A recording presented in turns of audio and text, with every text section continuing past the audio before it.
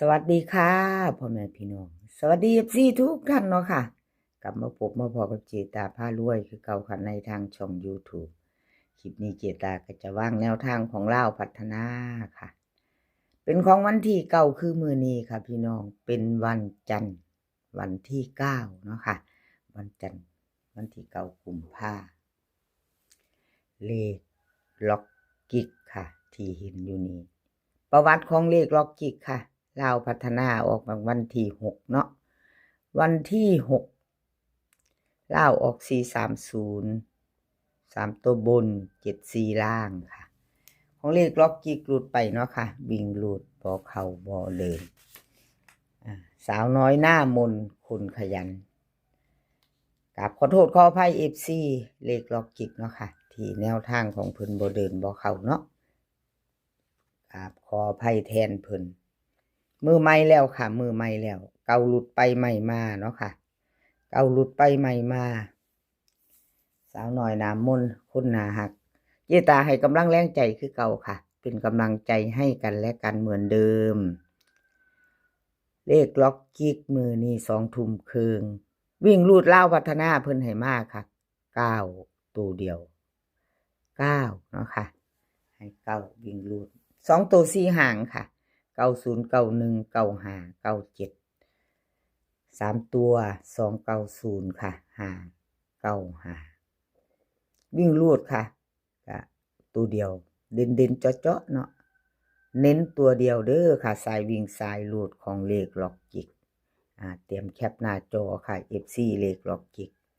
แคปหน้าจอเนาะค่ะ2ตัวเพิ่นเน้น90กับ95ค่ะ3ตัวเน้นทั้ง2หาง290 595ค่ะเลขล็อกกิกใครจะไปนำเพิ่นมือแรงก็แคปหน้าจอไว้ครับพี่น้องไปต่อเนาะไปต่อกับเลขล็อกกิกก็แคปหน้าจอค่ะ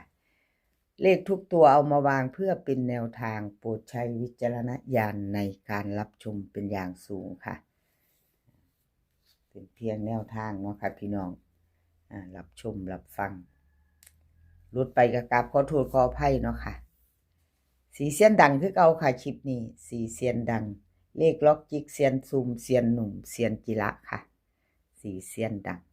ชอบของผู้ใดอยู่ในใจก็อยู่ในใจไปรับชมรับฟังน้ำกันเนาะพิจารณาแนวทางใหม่เพิ่นก็แคปหน้าจอไว้เนาะค่ะชอบก็จัดขัดก็ผ่านไปต่อค่ะเสียนซุมเสียนซุม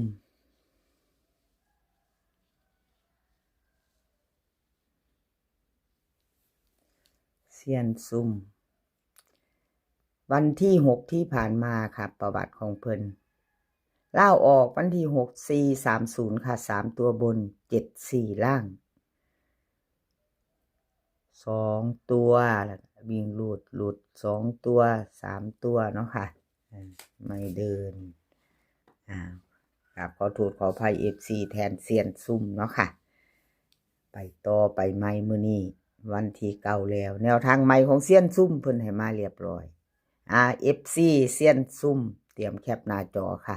อะไรก็เกิดขึ้นได้เนาะเป็นมือใหม่เด้ค่ะพี่น้องเป็นวันใหม่แล้วเก่าหลุดไปใหม่มาเนาะเก่าหลุดไปใหม่มาค่ะเป็นของวันจันทร์เป็นของวันนี้เป็นรุ่นกันโต FC เซียนซุ่มแคปหน้าจอไว้ค่ะลาวพัฒนาวิ่งหลุดเพิ่นให้มา6กับ5ค่ะ6กับ5 2ตัว4หาง59 58 56 54เบิ้ลเข้า66 55 3ตัว665 858 254ค่ะวิ่งลูดเพิ่นเด่นตัวเดียวเด้อค่ะเด่น5วงกลมให้5ตัวเดียว2ตัว959กับ54ค่ะไอ้3หางตัวเพิ่นเน้นให้วงกลมให้ถึง3ตัวพี่น้องเจตาจะอ่านให้เพิ่นบ่หมดตัวนี้59 56 54ค่ะ2ตัวเน้น3หางเด้อค่ะ3ตัวค่ะเน้น2หาง665 254ค่ะ แคปหน้าจอค่ะใครจะไปต่อกับเซียนซุ่มเนาะค่ะไปต่อกับเพิ่นกับแคปหน้าจอไว้ไปต่อค่ะกับขอบบุญขอบคุณเซียนซุ่มหลายๆเด้อค่ะที่ให้แนวทางมาวางทางช่องเนาะครับขอบคุณเป็นอย่างสูงค่ะไปต่อเซียนหนุ่มค่ะเซียนหนุ่มเพิ่นเข้า2ตัวมา1ตัวอยู่เนาะค่ะลาวออกวันที่6 4 3 0 3ตัวบนล่างออก7 4ของเพิ่นเข้าไปวิ่งรูด4เด้อค่ะ4ตัวเดียวแต่ออกทั้งบนทั้งล่างเนาะค่ะ4บน4ล่างเนาะ4บน4ล่างเดี๋ยวเจตาให้เบิ่ง2งวดเด้อค่ะประวัตินะยังไม่หลุด2ตัวมา1ตัวของเซียนหนุ่มเด้อค่ะ FC เซียนหนุ่มสายวิ่งสายหลุดค่ะพิจารณาไว้แนวทางใหม่ของเพิ่นเนาะค่ะเป็นมื้อนี้วันที่9เนาะค่ะวันที่9กับขอบบุญขอบคุณเซียนหนุ่มหลายๆค่ะที่ให้แนวทางมาวางทางช่องเซียนหนุ่มค่ะลาวพัฒนาวิ่งหลุดเพิ่นให้มา2กับ1ค่ะ2ตัว4หาง21251510เบิ้ลค่ะ2211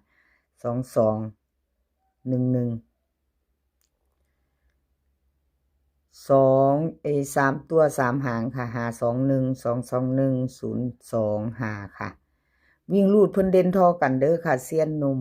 2กับ1วงกลมให้เท่ากันค่ะสายวิ่งสายลูด2กับ1ค่ะ2ตัว2หางค่ะเพิ่นเน้นให้21กับ25 3ตัวเน้น2หาง521025ค่ะ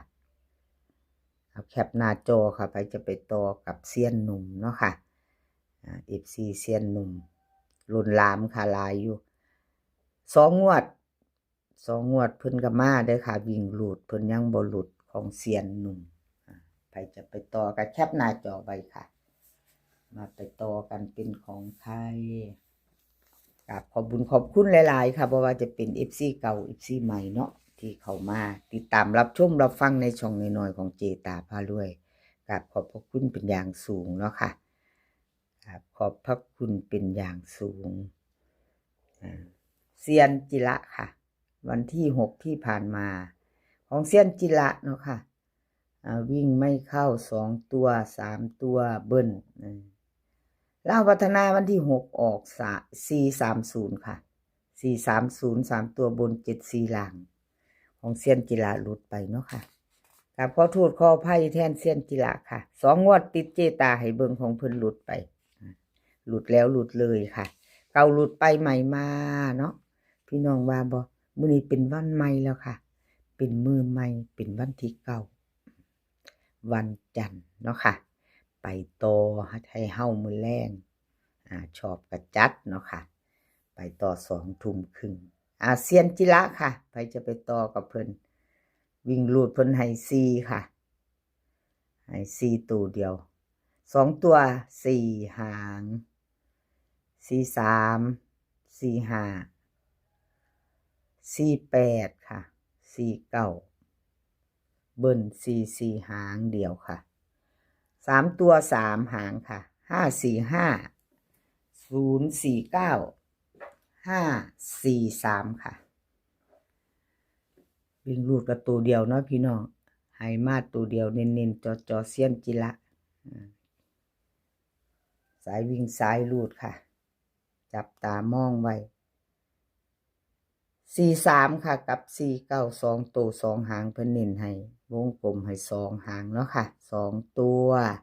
3ตัวเน้น2หางค่ะ049 543ค่ะ543แคปหน้าจอค่ะใครจะไปต่อกับเซียนจิระกับขอบคุญขอบคุณเซียนจิระหลายๆเด้อค่ะที่ให้แนวทางมาวางทางช่องแล้วก็ทั้ง4เซียนเนาะค่ะ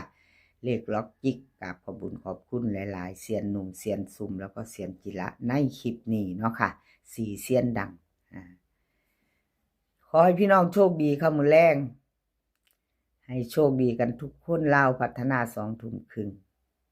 มื้อนี้ขอให้มีความสุขขอให้สุขภาพแข็งแรงค่ะให้แข็งแรงกันทุกคนเดินทางไปไสก็ขอให้ปลอดภัยเดินทางไปขอให้มีโชคกลับมาขอให้มีชัยค่ะคลิปหน้าพอกันใหม่คลิปนี้ก็สวัสดีค่ะ